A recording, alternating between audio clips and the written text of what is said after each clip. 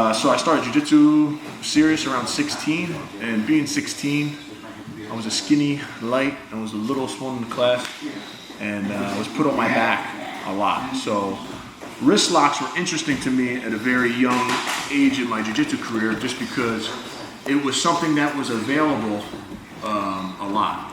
And being that as humans, we use our hands a lot to do everything. Grabbing here, it was always brought to me. The hands were always brought to me.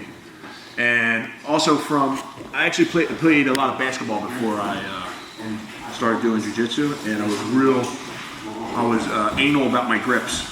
You know, I always wanted to palm a basketball. I was like insane. I wanted to do it with both hands. So coming into jiu-jitsu, I always had a good grip game.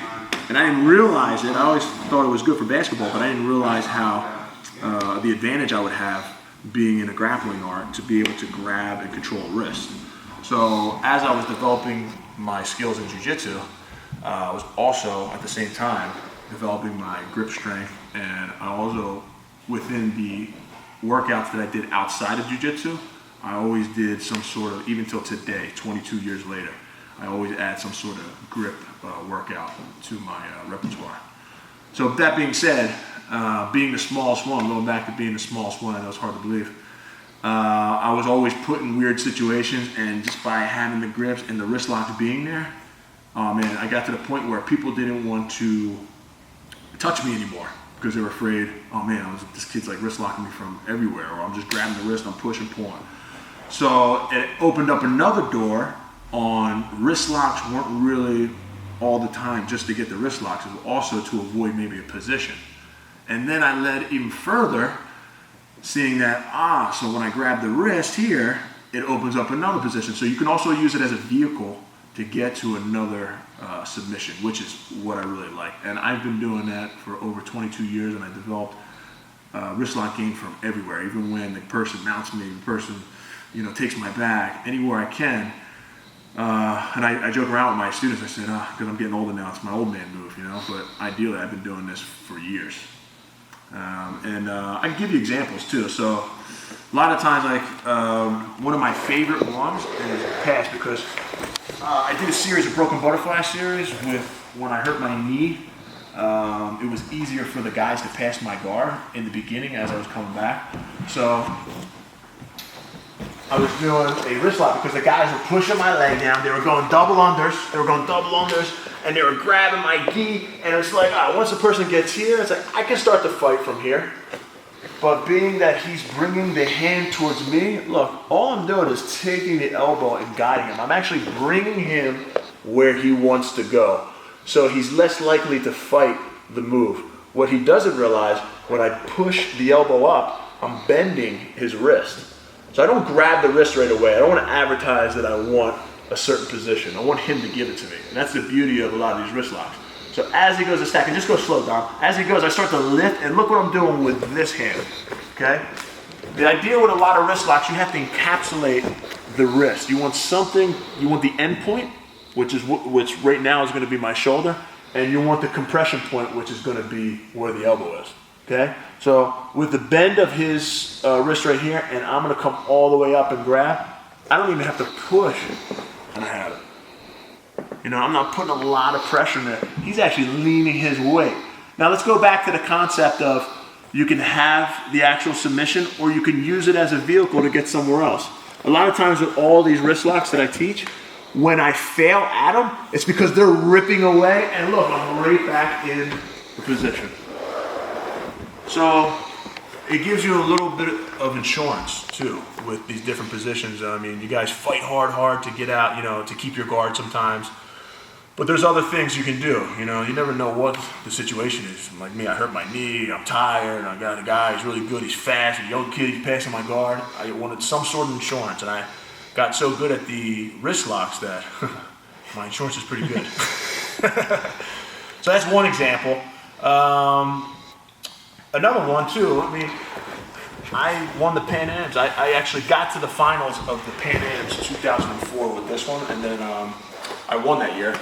But I wrist locked a person from the guard. Now, the first day in jiu-jitsu, when you're inside somebody's guard, you're taught, okay, all I'm supposed to do is, pass. There's no submissions from here. which is true. So there are submissions, but you do have to watch. You have to watch with anything in jiu-jitsu. You know, you want to. It's almost like a bait move. Anytime I say a bait move, it's like you're baiting something. So you got to also, if they go for that move, you got to be ready. All my thing is my wrist control, my grip. And like I was saying in the beginning, you know, people tend to, these are available a lot more than I think foot locks and chokes and anything else, simply because we do more things with our hands. If I don't do anything, if I sit here and do anything, he goes to grab me, he brings me a wrist. All right, so these were gifts for me. So there's a couple of wrist locks from here. The one that I did in 2004 Pan Ams, I think I grabbed the opposite, what I call the different grips I have. I just put names to it. When I do the pointer finger and the thumb, this is simply the wristwatch position.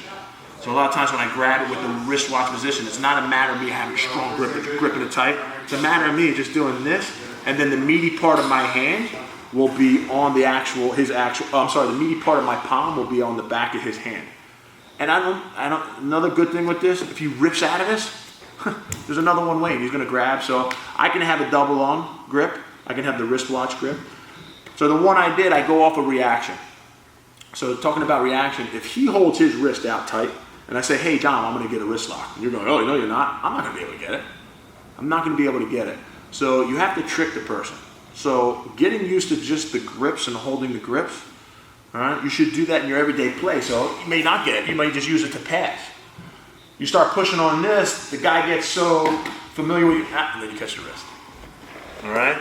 So you don't want to fight against a strong wrist.